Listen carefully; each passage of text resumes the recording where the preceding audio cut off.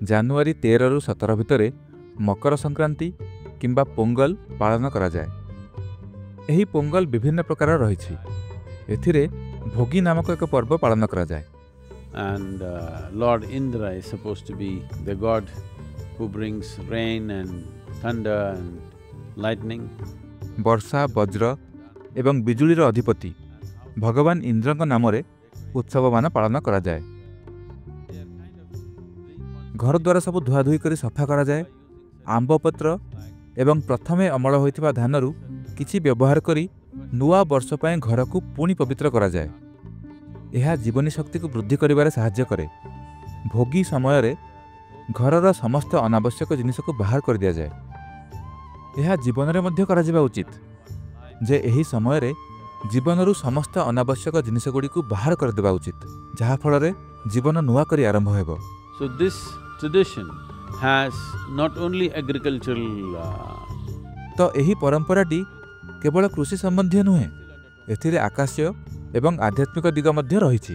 କାହିଁକି ନା ଏ ସମୟରେ ଯୋଗୀମାନେ ଏକ ନିର୍ଦ୍ଦିଷ୍ଟ ଅଭ୍ୟାସ କରନ୍ତି, ଯାହାକୁ କି ଲୋକମାନେ ସେମାନଙ୍କୁ ସୁହାଇଲା ଭଳିଆ ଉପାୟରେ ଆପଣେଇଛନ୍ତି।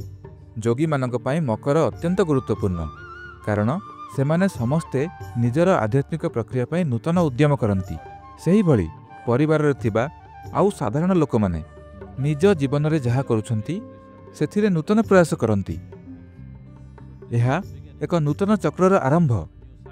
ଆମେ ସୂର୍ଯ୍ୟଙ୍କ ଚାରିପଟେ 27ଟି ନକ୍ଷତ୍ର କିମ୍ବା 108 ପାଦ ସମ୍ପୂର୍ଣ୍ଣ କରିଛୁ ଏବଂ ଏହା ଏକ ନୂତନ ଆରମ୍ଭ, ଏକ ନୂତନ ଚକ୍ର। The Pongal celebrations itself are broken into 4 forms. Pongal ପର୍ବ 4 ପ୍ରକାରରେ ପାଳନ କରାଯାଏ। ଭୋଗୀ ଏବଂ ମାଟୁ ପୋଙ୍ଗଲ ଅଛି। ଏଥିରେ କୃଷି କାର୍ଯ୍ୟରେ ସହାୟକ ହେଉଥିବା ସମସ୍ତ ପଶୁମାନଙ୍କୁ ସମ୍ମାନ ଦିଆଯାଏ। ଏବେ ଯନ୍ତ୍ରପାତି ଆସିଗଲାଣି, କିନ୍ତୁ କେବଳ ଯନ୍ତ୍ରପାତିରେ ଖାଦ୍ୟ ଉତ୍ପାଦନ କରିହେବ ନାହିଁ।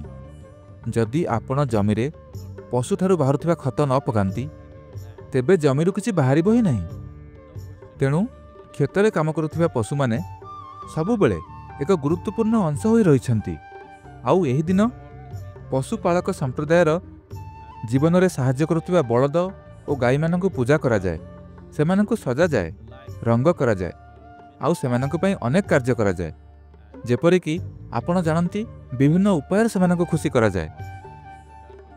ଆମ ଜୀବନ ନିର୍ମାଣରେ ସେମାନଙ୍କର କେତେ ଗୁରୁତ୍ୱପୂର୍ଣ୍ଣ ଭୂମିକା ରହିଛି ତାହା ଚିହ୍ନିବା ହିଁ ଏହାର ଉଦ୍ଦେଶ୍ୟ। ତା ପରଦିନ ହେଉଛି କାନୁମ ପୋଙ୍ଗଲ। ଏହା ଏକ ସାମୁଦାୟିକ ଉତ୍ସବ, ଯାହାର ଅର୍ଥ ହେଉଛି ଲୋକମାନଙ୍କୁ ଯାଇ ଦେଖିବା।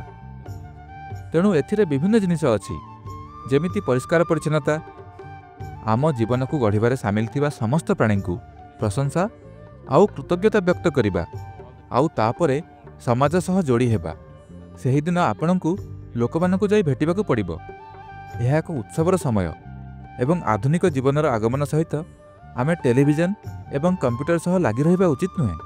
ଏହା ବାହାରକୁ ଆସି ପାଳନ କରିବାର ସମୟ, ବାୟୁକୁ ଅନୁଭବ କରିବାର ସମୟ, ପାଗ ପରିବର୍ତ୍ତନକୁ ଅନୁଭବ କରିବାର ସମୟ, ଗ୍ରହରେ ହେଉଥିବା ପରିବର୍ତ୍ତନ ଯୋଗୁଁ ନିଜ ଭିତରେ ହେଉଥିବା ପରିବର୍ତ୍ତନକୁ ଅନୁଭବ କରିବାର ସମୟ।